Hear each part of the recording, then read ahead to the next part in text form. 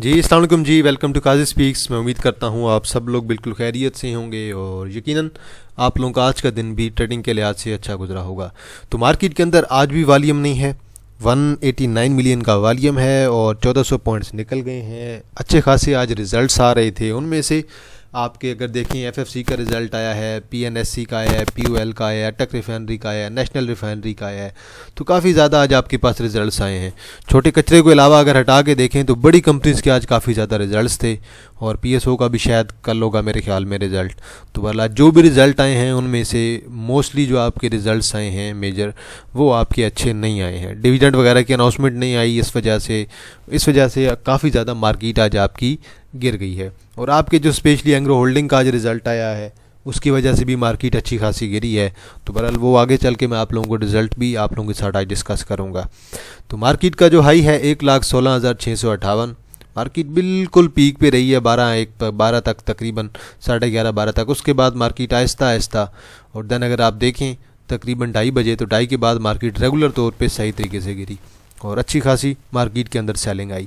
Bank of Punjab दोबारा down है, 23 million का वॉल्यूम है। पावर आपका 1 रुपये डाउन हो गया है जी।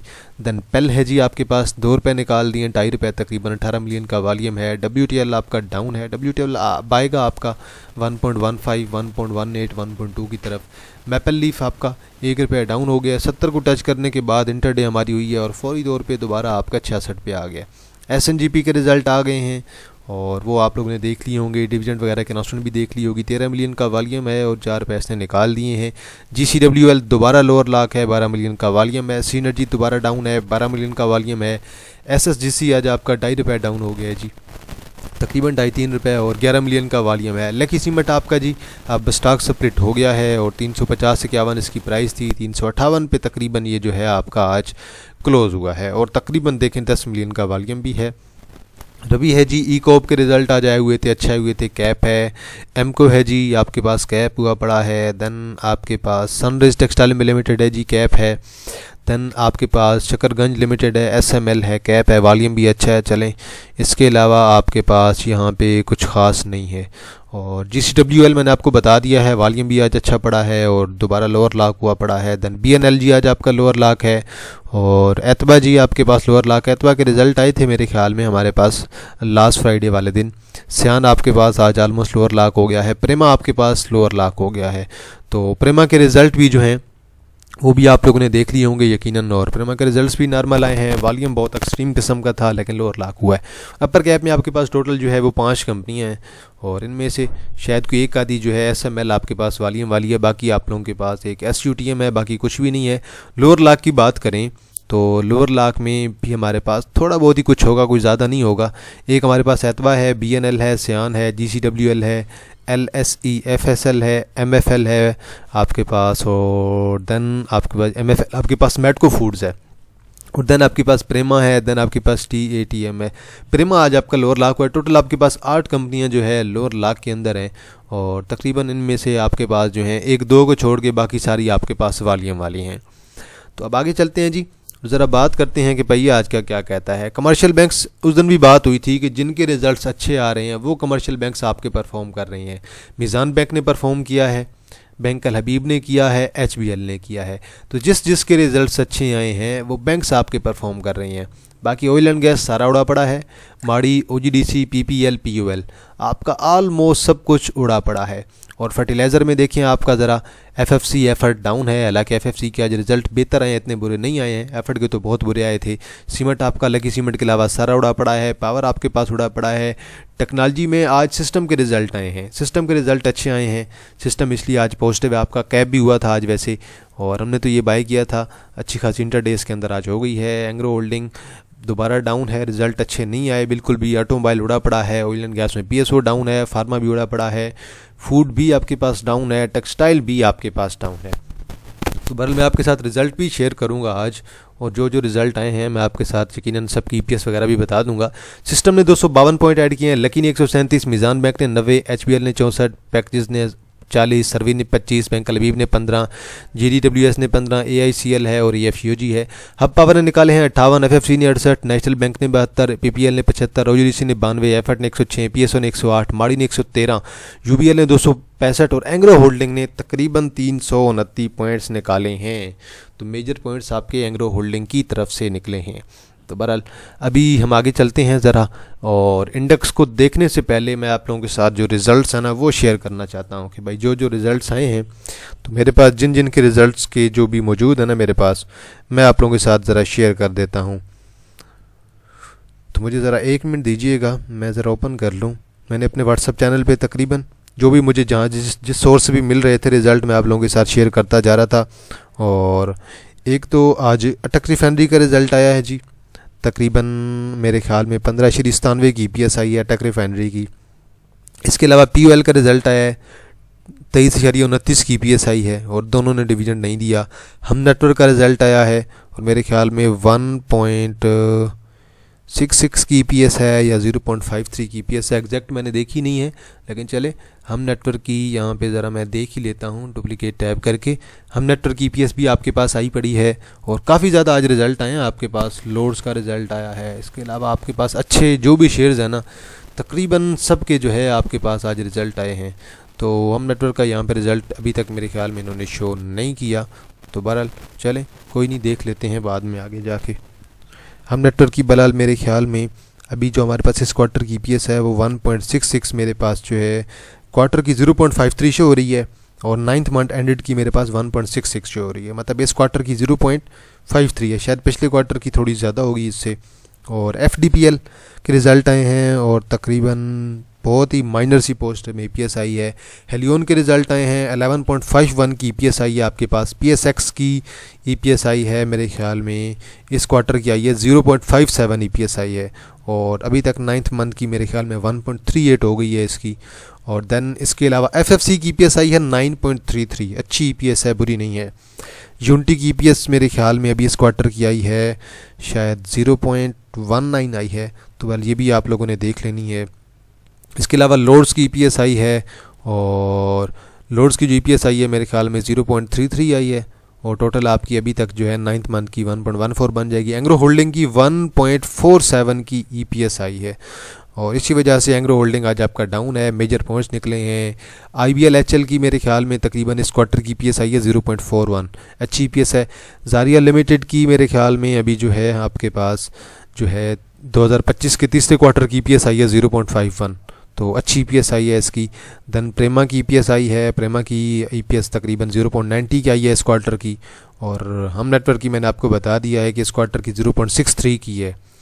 बाकी ECOP की मैंने आपको बताया पहले रिज़ल्ट जब देख रहा था, अपर कैप में देख रहा था 2.62 की आई है। लकी की EPS मेरे ख्याल में तकरीबन 12.25 की बनी है और टोटल जो 9th मंथ की बनी है वो 39 की बनी है। WTL की -0.03 की EPS बनी है। इसके अलावा अगर देखें तो मेरे ख्याल में गरीबवाल सीमेंट की EPS आई है, गरीबवाल की मेरे ख्याल में EPS आई है 1.17 आई है, गरीबवाल की भी आप लोगों ने देख लेनी है। टोयोटा इंडस मोटर कंपनी की EPS आई है 83 की आई है और टोटल उनकी जो है 210 हो गई है और डिविडेंड भी शायद उन्होंने दिया होगा 50 रुपये का मेरे ख्याल में शायद डिवीजन 10 की तरफ से। सिस्टम की EPS आई है 8.47 की EPS है। PNSE की EPS आई है और PNSE की इस क्वार्टर की EPS आई है 35.66 आई है और 9th मंथ की उनकी बन गई है 77, तो PNSE की यार बहुत अच्छी आई है।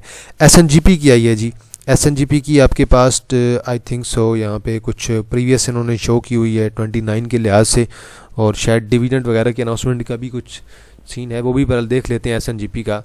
तो ये तो काफ़ी ज़्यादा आज रिज़ल्ट आए हैं जो मैंने आप लोगों के साथ जो है शेयर कर दिए हैं। अभी स्टिल रिज़ल्ट आना बाकी हैं और कल भी आपको काफ़ी ज़्यादा जो है रिज़ल्ट्स मिलेंगे, सुबह सवेरे भी मिलेंगे और देन उम्मीद है कि सेकंड टाइम भी आपको रिज़ल्ट काफ़ी ज़्यादा मिलेंगे।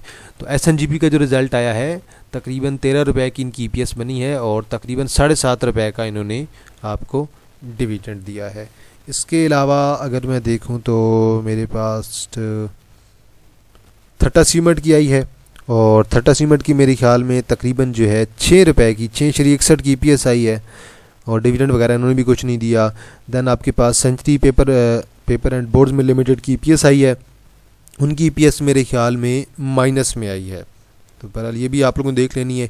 BGL की जो EPS है वो भी आपकी माइनस में आई है 0.33। तो ये थे जी आज के रिज़ल्ट्स जो मैंने आलमोस्ट सारे के सारे आप लोगों के साथ शेयर कर दिए हैं। तो ये वही रिज़ल्ट्स हैं जो आज आए हैं आलमोस्ट, और कुछ जो है वो जुमे वाले दिन रिज़ल्ट आने थे या फिर उनके रिज़ल्ट जो है आज सुबह प्री मार्केट में आए हैं, और कुछ की आज ही बोर्ड मीटिंग थी, आज ही रिज़ल्ट आ गए हैं। अब कल भी मेरे ख्याल में अच्छे खासे रिज़ल्ट हैं, और आज मेरे ख्याल में एक शायद बिग बर्ड का भी रिज़ल्ट आया है। बिग बर्ड का भी रिज़ल्ट आया है, मैं पहले देख रहा था बिग बर्ड फूड का, मेरे पास जो है उसकी रिपोर्ट आई हुई थी, मैं पहले रीड भी कर रहा था।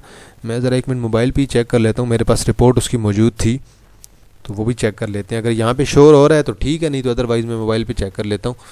तो बिग बर्ड का जो रिज़ल्ट आया है वो मेरे पास यहीं पे कहीं मौजूद होगा, वो मैं आप लोगों के साथ शेयर कर देता हूँ। बिग बर्ड के रिज़ल्ट भी अच्छे आए हैं। बहरहाल यहाँ पे तो मुझे अभी शो नहीं हो रहा क्योंकि मेरे पास डॉक्यूमेंट पड़ा था इसका, और डॉक्यूमेंट अभी मेरे पास देखना पड़ेगा मुझे। अगर मुझे डॉक्यूमेंट मिलता है तो मैं आपके साथ शेयर कर देता हूँ। बाकी लकी के जो रिज़ल्ट आए हैं वो मैंने आपको बता दिए, अच्छे आए हैं लकी के। और क्वार्टर की जो EPS आई है अभी इस क्वार्टर की, वो आपके पास बिग बर्ड की आई है 1.10 की आई है, अच्छी EPS आई है। और अभी तक इनकी जो है वो पीरियड एंडेड जो हुआ है इनका, ये मेरे ख्याल में इनकी सालाना होगी, ये यहाँ पे चेक कर लेते हैं। ये इनकी हाफ ईयर की थी, और यहाँ पे बल ये आपको जो है पीरियड एंडेड दिखाई दे रहा है हमारे पास 31 मार्च 2025 का। तो यहाँ पे बहरहाल इस क्वार्टर की जो EPS इनकी आई है वो इनकी 1.110 आई है। तो बहरहाल इसकी दोबारा देख लेता हूँ मैं, ऐसे अपडेट कर दूँगा आप लोगों को। तो बल देखें ज़रा इंडेक्स की तरफ चलते हैं। रिज़ल्ट्स मैंने आपको ऑलमोस्ट सारे के सारे बता दिए हैं जो भी रिज़ल्ट आए थे, और अभी जो मज़ीद हमने कुछ अच्छे शेयर्स हैं उनके रिज़ल्ट यहाँ पे देख लेंगे, उनको ओवरव्यू भी कर लेंगे। तो इंडेक्स आपका मज़ीद डाउन रहेगा, मज़ीद पैनिक सिचुएशन रहेगी, और पाकिस्तान इंडिया के बॉर्डर पे भी कुछ ना कुछ चल रहा है, तो वो बाल कुछ जो है आप लोगों को मूवमेंट भी नज़र आई होगी। इसी वजह से इंडेक्स आपका मज़ीद डाउन रहने का मेरे ख्याल में मूड में है। और कल देखते हैं, कल इंडेक्स आपका दोबारा 1,13,200 की तरफ, और देन उसके बाद 1,11,800 की तरफ जा सकता है। तो एहतियात का दिन होगा आपका। अटक रिफाइनरी की EPS के अंदर अच्छी खासी हमें डिक्लाइन देखने को मिला है, और तकरीबन जहाँ पे अगर आप यहाँ पे देखें तो तकरीबन पिछले क्वार्टर में 33 की EPS थी, और तकरीबन जो है उनका 5 रुपये का डिविडेंड भी था। इस क्वार्टर की EPS अगर देखें तो अच्छी खासा हमें डिक्लाइन देखने को मिला है। 15.97 की EPS आई है, आप लोग इसे 16 कह सकते हैं।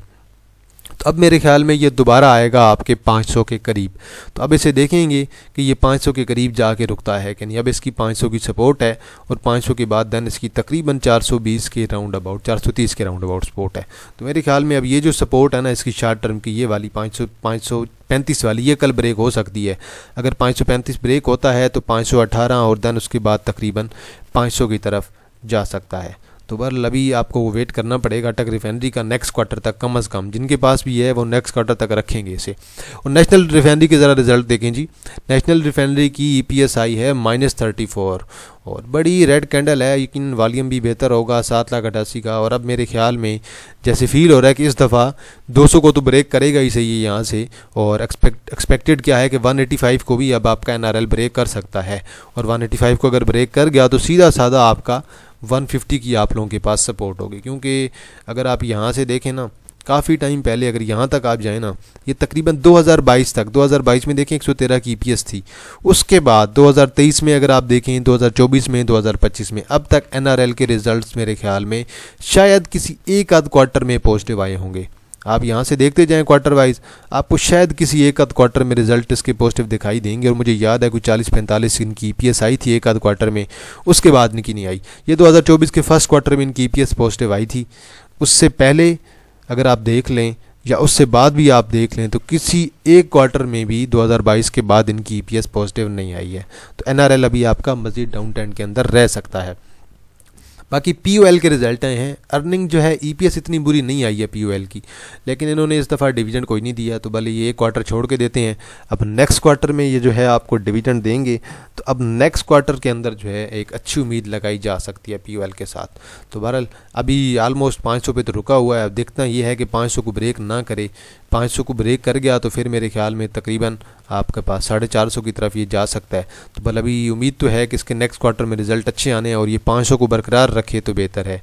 और डाइवर्जेंस क्रिएट हो रही है, वॉल्यूम भी अच्छा आ रहा है, रिजल्ट्स भी आज कितने बुरे नहीं हैं, लेकिन इन्वेस्टर्स अभी मेरे ख्याल में इसके अंदर से मुकम्मल तौर पे आउट हैं और इसे स्लो स्लो जमा किया जा रहा है। और आखिरी अगर आप घंटे की कैंडल देखें ना तो उसमें मुकम्मल तौर पे आप लोगों को सेलिंग नज़र आई है। और अभी आपको मेरे ख्याल में मज़ीद जो है, अगर इंडेक्स आपका 4-5 दिन और डाउन जाता है तो फिर आपको ये बात ज़हन में रखनी होगी कि इंडेक्स अगर डाउन जाएगा तो शेयर्स आपके मज़ीद करेक्शन भी लेंगे। तो अगर 500 पे नहीं रुकता तो फिर मेरे ख्याल में आपकी 450 की ही सपोर्ट होगी। और आई थिंक सो कि अगर ये 450 के लेवल के करीब जाता भी है ना तो वहाँ पे तो मेरे ख्याल में आपके पास अच्छे खासे आपके जो इन्वेस्टर्स हैं ना वो आपके POL के अंदर एक्टिव हो जाएंगी। तो बस लॉन्ग टर्म के लिए एक पॉइंट ऑफ व्यू ये है कि स्टिल जो है, अगर आप इसे देखें, अगर आप इस चीज़ को नोट करें और इसे अगर हम ड्रा करें कंप्लीट के, यार ये एक हमारे पास अगर लॉन्ग टर्म में हम इसका पैटर्न देखें कि भाई लॉन्ग टर्म में ये टेक्निकली हमें किस लेवल पे मिल सकता है। अब एक ये पॉसिबिलिटी तो है कि भाई ये हमें इस तरह लॉन्ग टर्म में अगर ये नीचे इसी तरह आता है तो हमें मे बी ये दोबारा जो है तकरीबन जो है 350 के राउंड अबाउट मिले, लेकिन अभी तक तो ऐसी कोई उम्मीद नज़र नहीं आ रही है कि हमें इतना जल्दी इस लेवल पर मिले। अलबत्ता अगर लॉन्ग टर्म में नीचे आएगा तो फिर हमारे पास एक ये सपोर्ट भी है, हम इसे जो है वो कंसिडर कर सकते हैं 450 की, क्योंकि 450-460 का मेरे ख्याल में एक अच्छा लेवल आप लोगों के लिए हो सकता है। बाकी FFC के रिज़ल्ट आए हैं जी। FFC की EPS आई है 12.39 की, और मेरे ख्याल में तो FFC की अच्छी EPS आई है, इतनी बुरी नहीं आई है। 70% का डिविडेंड भी है, और पिछले क्वार्टर से अगर कंपेयर करें ना तो 13.39, और इस क्वार्टर में अगर देखें तो 12.39। तो मेरे ख्याल में कोई 1-आध रुपये का ही फ़र्क आ रहा है, कुछ ज़्यादा फ़र्क तो नहीं आ रहा।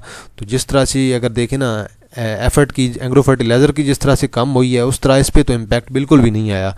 तो मेरे ख्याल में ओवरऑल जो है FFC की EPS अच्छी आई है, FFC को जल्द ही रीबाउंड कर जाना चाहिए। बाकी PSO के मेरे ख्याल में बोर्ड मीटिंग जो है वो कल होगी, तो कल में भी सुबह 11 बजे आपको PSO की बोर्ड मीटिंग नज़र आ जाएगी। तो PSO के लिए कल आप लोगों को रेडी रहना होगा, और जिस तरह से रिज़ल्ट आ रहे हैं तो इस तरह से एक्सपेक्टेशन अब यही है कि PSO की तरफ से डिविडेंड कम आए या रिज़ल्ट अच्छे ना आए, और PSO में भी आपको दोबारा 325 के राउंड अबाउट मिल सकता है, क्योंकि यहाँ पे एक आइडियल सपोर्ट है। अगर ये ब्रेक करता है तो फिर मेरे ख्याल में सीधा साधा 325 इसकी 2 आइडियल सपोर्ट है करंटली। और कल के रिज़ल्ट्स पे बहुत कुछ डिपेंडेंट है। कल के रिज़ल्ट अगर अच्छे आ जाते हैं तो इंशाल्लाह ये शेयर आपका रिबाउंड भी कर जाएगा, अच्छी मूव भी दे जाएगा दोबारा ऊपर की तरफ। लेकिन अगर कल के रिज़ल्ट अच्छे ना आए तो फिर मेरे ख्याल में इस शेयर के अंदर जो है मुकम्मल तौर पे एक डाउन ट्रेंड देखने को मिल सकता है। तो बहरहाल कल के रिज़ल्ट्स पे अब उम्मीदें हैं इसकी, आप लोगों ने देख लेना है। इसका रिज़ल्ट मेरे ख्याल में तो कल ही होगा, क्योंकि कल 29 है ना, तो मेरे ख्याल में कल ही इसका रिज़ल्ट होगा 29 का। अभी तक तो ये भी मुकम्मल तौर पर आपका गिर रहा है PSO। और एंग्रो होल्डिंग, आप देखें एंग्रो होल्डिंग के आज रिज़ल्ट आए हैं 1.47 के। मैं उस दिन आपसे बात कर रहा था एंग्रो होल्डिंग एफर्ट FFC, इसे आप लोगों ने लॉन्ग टर्म के अंदर ही कन्वर्ट करना है, और आपने शॉर्ट टर्म में से देखना ही नहीं है। मैंने उस दिन आपको बताया था 160, 155, ये मैंने आपको 3 से 4 लेवल उस दिन बताए थे। अगर इन 3 से 4 लेवल पे आएगा, उन लेवल्स पे आपकी जाके स्लो बाइंग होगी, और उससे पहले आपको किसी किस्म की बाइंग करने की ज़रूरत नहीं है। तो बहरहाल 140 तक तो कम से कम ये अभी भी स्टिल आ सकता है, अभी 155 पे है। तो इसलिए अब आपको एंग्रो होल्डिंग हो गया, एफर्ट हो गया, इनको आपको लॉन्ग टर्म के अंदर ही कन्वर्ट करना होगा। तो बहरहाल एंग्रो वाले वैसे भी अपनी ग्रोथ की तरफ जा रहे हैं, तो EPS अगर अच्छी नहीं भी आती तो इसलिए आप लोगों को पहले का रेडी रहना चाहिए। बाकी प्रेमा की EPS अच्छी आई है, बेहतर हुई है, कुछ इंक्रीज़ हुई है, और अभी तक जो है इनकी 3 क्वार्टर के रिज़ल्ट आ चुके हैं। 1.57 की EPS बनी है, 0.90 की इस क्वार्टर की EPS आई है, और शेयर आपका हुआ है लोअर लाख।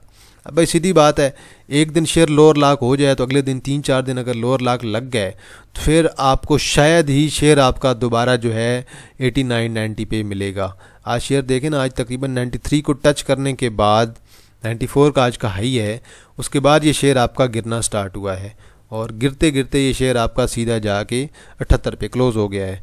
तो आप देख लें शेयर के अंदर रिस्क कितना ज़्यादा है। अगर 78 पे क्लोज़ हुआ है और 94 का इसका आई है, तो आप इस लिहाज से देख लें तकरीबन ये 16 रुपये का गैप बन रहा है। तो अब अगर फ़र्ज़ करें एक दो और लोअर लाग लग गए तो फिर आप लोगों के लिए टेंशन होगी। तो भले इसके अंदर इन्वेस्टर जो है वो बहुत ज़्यादा एक्टिव हैं, फुल गेम के मूड में हैं, तो इसीलिए आप लोग इससे दूर ही रहें तो बेहतर है। ना तो ये प्रेमा इतनी प्राइस डिज़र्व करता है, इसी तरह BNL है, BNL भी इसी तरह ही जा रहा है, तो BNL से भी थोड़ा सा जो है वो एहतियात करें तो बेहतर है। लकी सीमेंट के रिजल्ट आए हैं जी। लकी सीमेंट की तकरीबन 12.25 की EPS आई है, 3 क्वार्टर की EPS बनी है 39.12, बहुत अच्छी EPS आई है और आउटस्टैंडिंग EPS है। और अब जिस प्राइस पे मूव कर रहा है लकी सीमेंट, क्या इसे यहाँ पे बाय किया जा सकता है? बिल्कुल जी, मार्केट प्राइस पे इसकी बाइंग की जा सकती है और एक्सपेक्टेड होगा कि भाई ये नेक्स्ट क्वार्टर तक यहाँ से कैमुलेट हो, जमा हो और देन उसके बाद एक नई मूव लगाए। तो नेक्स्ट क्वार्टर तक ये यहीं पे जमा भी हो सकता है, एक नई मूव भी लगा सकता है और बहरहाल इसे एक अच्छी अपॉर्चुनिटी है, क्योंकि वॉल्यूम आज आपको दिखाई दिया है ना कैंडल पे, उससे आपको आइडिया हुआ होगा कि आज जो इसके अंदर वॉल्यूम आया है ये आपका एक जो है इंपॉर्टेंट रोल जो है वो अदा कर सकता है। तो बस 9.95 आपको तकरीबन वॉल्यूम नज़र आ रहा है, तो अब आपको स्टॉक स्प्लिट का फ़ायदा होगा। तो इसके अंदर वॉल्यूम एक्सट्रीम किस्म का आएगा और एक्सट्रीम किस्म की रैली भी आ सकती है। अब हर किसी की जो है वो पहुंच के अंदर ये शेयर आ गया है। अब ना तो 1500-1800 पे तो कोई इसे बाय कर नहीं सकता था, तो अब ये शेयर आपका आ गया है 350 के राउंड अबाउट। यहाँ पे तो मेरे ख्याल में हर बंदा ही इसे बाय कर सकता है। तो बाकी एक शायद मेरे ख्याल में PNSE के रिज़ल्ट आए हैं, वो भी मैं आप लोगों के साथ डिस्कस करना चाह रहा था। बाकी बिग बर्ड के तो रिज़ल्ट मेरे ख्याल में अच्छे आए हैं, इतने बुरे नहीं आए हैं। और PNSE के जो रिज़ल्ट आए हैं, PNSE की EPS मेरे ख्याल में अच्छी खासी है, हमें इंक्रीज़ देखने को मिली है, लेकिन इन्होंने मेरे ख्याल में जो है डिविडेंड आपको कुछ भी नहीं दिया इस क्वार्टर में। तो वो मेरे ख्याल में तकरीबन 33-34 की EPS आई है और 42 की थी, तो अब इनकी EPS मेरे ख्याल में तकरीबन 85 के राउंड अबाउट पहुंच गई। EPS इनकी बहुत अच्छी आई है, वॉल्यूम भी बहुत अच्छा पड़ा है, लेकिन डिविडेंड कुछ भी नहीं आया इनका। तो बहरहाल मेरे ख्याल में तो PNSE के अंदर स्ट्रॉन्ग अपॉर्चुनिटी है दोबारा। जिस तरह यहाँ से इसने रैली लगाई थी PNSE ने, PNSE को दोबारा मेरे ख्याल में जमा किया जा सकता है। तो बहरहाल अब 1 आवर पे देखें तो PNSE मुकम्मल तौर पे डाउन ट्रेंड के अंदर है, लेकिन मेरे ख्याल में जल्दी ये आपका रुक जाएगा 270 के राउंड अबाउट। तो अच्छी बात है, रुक जाए यहाँ पे। और कंपनी भी अच्छी है, रिजल्ट्स भी बहुत अच्छे लेके आ रही है, प्लस डिविडेंड इनका बहुत अच्छा है। अब आपके देखें ना, आपके जो बड़े शेयर्स हैं ना वो इसी तरह गिर रहे हैं सारे के सारे। आप PNSE को देख लें, POL को देख लें, HCAR को देख लें, एफर्ट को देख लें और एंग्रो होल्डिंग को देख लें, देन आपके पास POL है, PNSE है, ये सारे के सारे आपके जो बड़े स्ट्रॉन्ग शेयर्स हैं ना ये इसी तरह ही गिर रहे हैं आपके। और ये देखें कितनी स्ट्रॉन्ग इसने रैली लगाई है और अब उसके बाद तकरीबन 500 को टच करने के बाद ये शेयर आपका 284 पे आ गया है। अब तकरीबन ये शेयर आपका आधा हो चुका है, इसलिए रिस्क तो है लेकिन अपॉर्चुनिटी भी एक अच्छी है, आप लोग अपॉर्चुनिटी को अवेल कर सकते हैं। प्लस शेयर के रिजल्ट्स आजकल बहुत अच्छे आ रहे हैं। तो ये जी आज के कुछ रिजल्ट्स थे जो मैंने आप लोगों के साथ डिस्कस किए हैं, लेकिन इशू ये है कि मार्केट के अंदर पैनिक ज़्यादा है पाकिस्तान इंडिया की वजह से। तो बॉर्डर में मज़ीद जो है वो थोड़ी बहुत कुशीदगी है, उसकी वजह से मज़ीद आपकी कल का दिन भी थोड़ी बहुत जो है वो पैनिक आ सकता है। तो साथ साथ जहाँ पे पोजीशन लग रही है कि आपको काटनी चाहिए, पोजीशन को आप काटें तो बेहतर होगा। तो बहरहाल एंड पे एक अनाउंसमेंट कर देते हैं जी प्रीमियम ग्रुप की। अगर किसी ने ज्वाइन करना है आप लोग जो है व्हाट्सएप पे रब्ता करें, मैं आपको जो है अपना ग्रुप ज्वाइन करवा दूंगा। और इसके अभी मैंने एडमिशन ओपन कर दी हैं, तो मई के जो एडमिशन है वो अभी मैंने ओपन कर दिए हैं, क्योंकि अप्रैल अभी हमारा ऑलमोस्ट जो है एंड होने वाला है। तो जो आपके पास मई के एडमिशन है वो आपके ओपन हो गए हैं। 1500 इसकी फ़ीस है। नीचे मेरा व्हाट्सअप नंबर मेंशन है 0316626537 अगर किसी ने ज्वाइन करना है आप लोग व्हाट्सएप पे रब्ता करें, मैं आपको डिटेल सारी फॉरवर्ड कर दूंगा। डेली की 3 से 4 इंटरडे कॉल्स, महीने की 12 से 15 इन्वेस्टमेंट कॉल्स और महीने की 12 से 15 स्विंग्स कॉल्स भी होती हैं। तो बहरहाल जिस दिन मार्केट डेंजरस होगी उस दिन लाजमी बात है हमारे स्टॉप लॉस भी हिट होंगे, या फिर उस दिन मैं इंटरडे कम करवा दूंगा और मेजर जो है मैं कोशिश करता हूँ कि स्विंग्स की तरफ शिफ्ट हो जाएं। तो आज भी यही सूरत हाल थी मार्केट के अंदर, काफ़ी ज़्यादा आज भी स्टॉप लॉस हिट होने थे, जिन्होंने भी नहीं लगाए या जिन्होंने लगाए थे उनको भी आज मार्केट ने थोड़ा जो है वो एक जो है धचका दिया है। और मार्केट मज़ीद आपकी थोड़ी बहुत कल भी ऐसे रह सकती है। तो ऐसी कंडीशन में इंटरडे से बंदा दूर रहे और कोशिश करे कि बंदा प्रॉफिट टेकिंग करे, जो भी शेयर थोड़ा बहुत प्रॉफिट में हो बंदा उससे निकले, जहाँ भी पोजीशन काटी जा रही है बंदा पोजीशन काटे, क्योंकि कैश आपके पास अच्छी होगी ना जब, तो अच्छे शेयर्स आपको अच्छी प्राइस पे दोबारा मिलेंगे। तो जब आपको अच्छे शेयर्स अच्छी प्राइस पे मिलेंगे, आपके पास कैश हो, तो बंदा उन्हें दोबारा जमा कर सकता है। कोई बात नहीं, अगर डाउन ट्रेंड आता भी है 5-6 महीने का डाउन ट्रेंड होगा, उसके बाद अगर आपके पास कैश अच्छी होगी, आप अच्छे अच्छे शेयर्स को स्लो बाइंग करके जमा कर सकते हैं, तो देन आपको एक अच्छी रैली भी देखने को मिलेगी और वही शेयर आपको लॉन्ग टर्म में अच्छा गेन देंगे। बाकी रही बात बैंक्स की, तो बैंक्स आपको करंटली सबसे अच्छा रिटर्न दे रही हैं प्रॉफिट के लिहाज से, EPS के लिहाज से, डिविडेंड के लिहाज से। तो भले आज के लिए इतना है जी। बाकी आप लोगों की नज़र में कोई शेयर हुआ आप लोगों ने कमेंट सेक्शन के अंदर ज़रूर मेंशन करना है, मुझ पर अपना एनालिसिस ज़रूर कर दूंगा और मेरा व्हाट्सअप नंबर नीचे मेंशन है, आप उस पर कॉन्टैक्ट ज़रूर कर सकते हैं। तो इंशाल्लाह जी आप लोगों के साथ दोबारा मुलाकात होगी एक नई वीडियो के साथ। तब तक आप लोग अपना ख्याल रखिएगा। अल्लाह हाफिज़, फ़ी अमान अल्लाह।